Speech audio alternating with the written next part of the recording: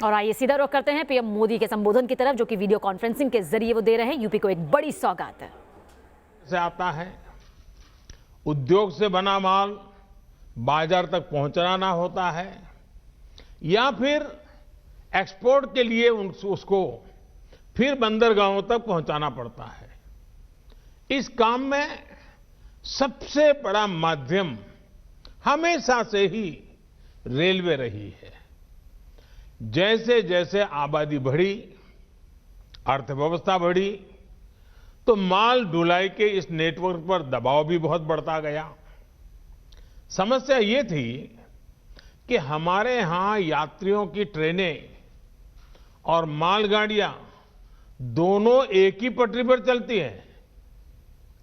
मालगाड़ी की गति धीमी होती है। ऐसे में मालगाड़ियों को रास्ता देने के लिए यात्री ट्रेनों को स्टेशन पर रोका जाता है। इससे पैसेंजर ट्रेन भी समय पर नहीं पहुंच पाती है और मालगाड़ी भी लेट हो जाती है। मालगाड़ी की गति जब धीमी होगी, जगह जगह रोक टोक होगी, तो जाहिर है ट्रांसपोर्टेशन की लागत ज्यादा होगी। इसका सीधा असर हमारे खेती, खनिज उत्पाद और औद्योगिक उत्पादों की कीमत पर पड़ता है। महंगे होने के कारण वो देश और विदेश के बाजारों में होने वाली स्पर्धा में टिक नहीं पाते हैं, हार जाते हैं। भाई और बहनों, इसी स्थिति को बदलने के लिए फ्रेट कॉरिडोर की योजना बनाई गई। शुरू में 2 डेडिकेटेड फ्रेट कॉरिडोर तैयार करने की योजना है। पूर्वी डेडिकेटेड फ्रेट कॉरिडोर पंजाब के औद्योगिक शहर लुधियाना को पश्चिम बंगाल के दानकुनी से जोड़ रहा है। सैकड़ों किलोमीटर लंबे इस रूट में कोयला खाने हैं, थर्मल पावर प्लांट है, औद्योगिक शहर है। इनके लिए फीडर मार्ग भी बनाए जा रहे हैं। वहीं पश्चिमी डेडिकेटेड फ्रेट कॉरिडोर महाराष्ट्र में जेएनपीटी को उत्तर प्रदेश के दादरी से जोड़ता है। लगभग 1500 किलोमीटर के इस कॉरिडोर में गुजरात के मुंद्रा, कांडला, पीपावाव, दहेज और हजीरा के बड़े बंदरगाहों के लिए फीडर मार्ग होंगे। इन दोनों फ्रेट कॉरिडोर के इर्द गिर्द दिल्ली मुंबई इंडस्ट्रियल कॉरिडोर और अमृतसर कोलकाता इंडस्ट्रियल कॉरिडोर भी विकसित किए जा रहे हैं। इसी तरह उत्तर को दक्षिण से और पूरब को पश्चिम से जोड़ने वाले ऐसे विशेष रेल कॉरिडोर से जुड़ी जरूरी प्रक्रियाएं पूरी की जा रही हैं। भाई और बहनों, मालगाड़ियों के लिए बनी इस प्रकार की विशेष सुविधाओं से एक तो भारत में यात्री ट्रेन की लेट लतीफी समस्या कम होगी। दूसरा ये कि इससे मालगाड़ी की स्पीड भी 3 गुना से ज्यादा हो जाएगी और मालगाड़ियां पहले से 2 गुना तक सामान की ढुलाई कर पाएगी, क्योंकि इन ट्रैक पर डबल डेकर यानी डिब्बे के ऊपर डिब्बा ऐसी मालगाड़ियां चलाई जा सकेगी। मालगाड़ियां जब समय पर पहुंचती और पहुंचेगी तो हमारा लॉजिस्टिक नेटवर्क सस्ता होता जाएगा।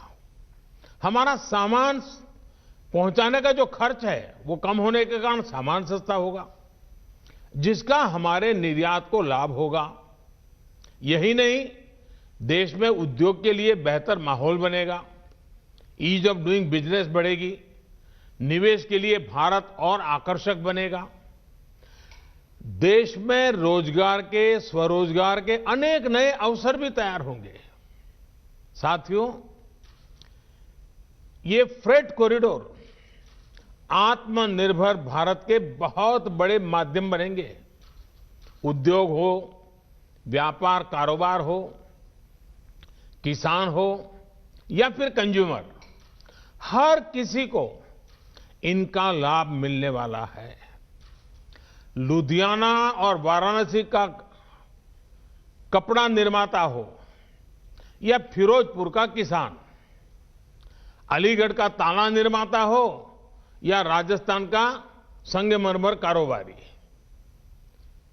मलिहाबाद का आम उत्पादक हो या कानपुर और आगरा का लेदर उद्योग, भदोही का कालीन उद्योग हो या फिर फरीदाबाद की कार इंडस्ट्री, हर किसी के लिए ये अवसर ही अवसर लेकर आया है। विशेष तौर पर औद्योगिक रूप से पीछे रह गए पूर्वी भारत को ये फ्रेट कॉरिडोर नई ऊर्जा देने वाला है। इसका करीब करीब 60% हिस्सा यूपी में है। इसलिए यूपी के हर छोटे बड़े उद्योग को इससे लाभ होगा। देश और विदेश के उद्योगों में जिस प्रकार यूपी के प्रति आकर्षण बीते सालों में पैदा हुआ है, वो और अधिक बढ़ेगा। भाइयों और बहनों, इन डेडिकेटेड फ्रेट कॉरिडोर का लाभ किसान रेल को भी होने वाला है। कल ही देश में 100वीं किसान रेल की शुरुआत की गई है।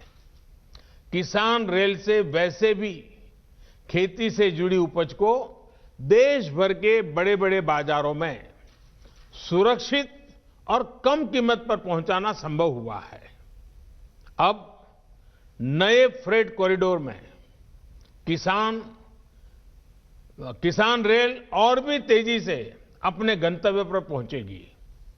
उत्तर प्रदेश में भी किसान रेल से अनेक स्टेशन जुड़ चुके हैं और इनमें लगातार बढ़ोतरी की जा रही है।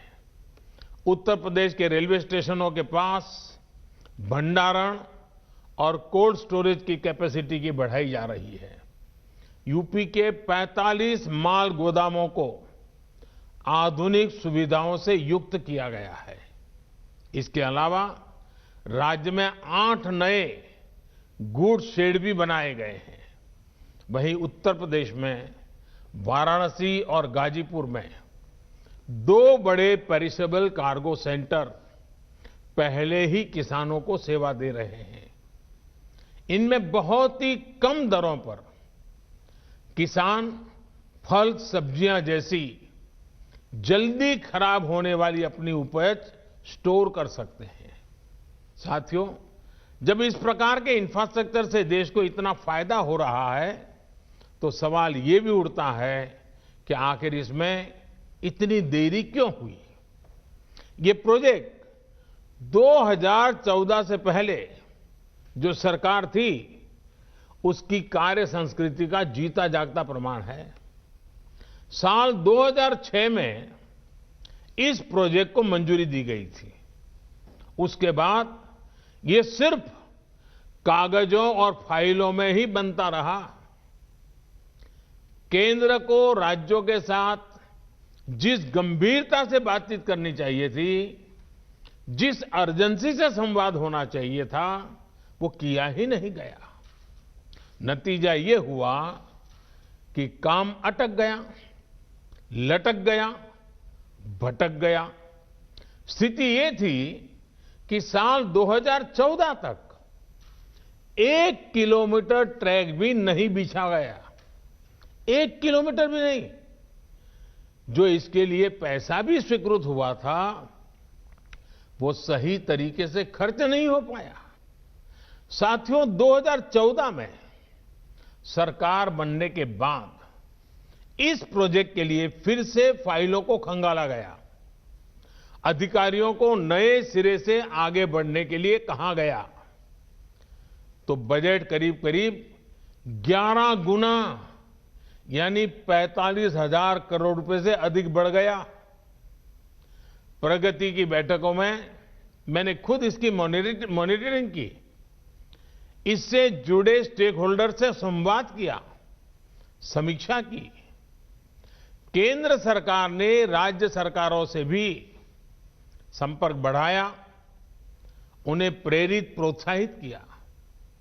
हम नई टेक्नोलॉजी भी लाए। इसी का परिणाम है कि करीब 1100 किलोमीटर का काम अगले कुछ महीनों में पूरा हो जाएगा। सोचिए, 8 साल में एक भी किलोमीटर नहीं और 6-7 साल में 1100 किलोमीटर।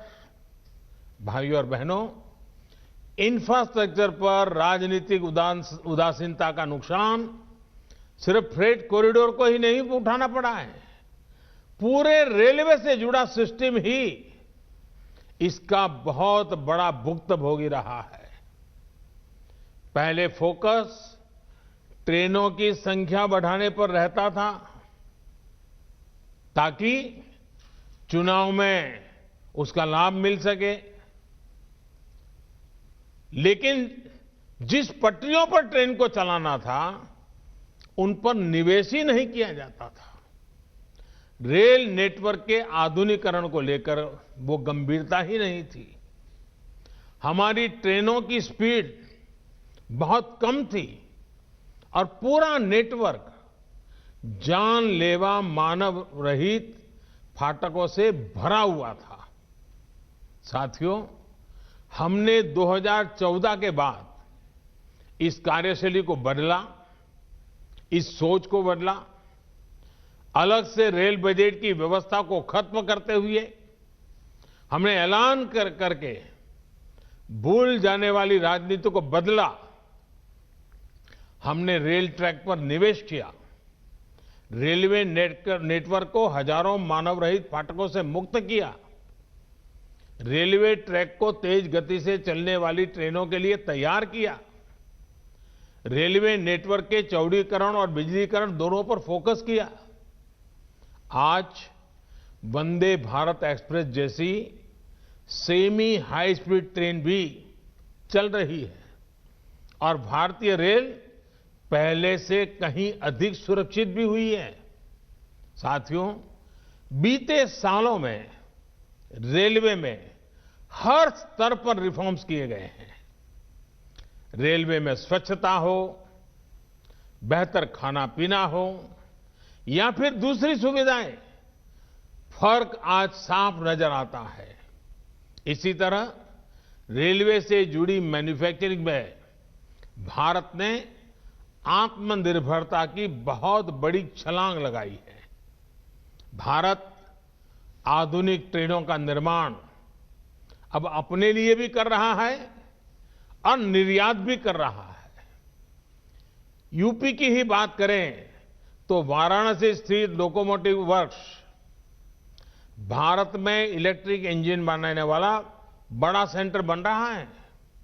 रायबरेली की मॉडर्न कोच फैक्ट्री को भी बीते 6 सालों में डेंटिंग पेंटिंग की भूमिका से हम बाहर निकाल कर लाए हैं।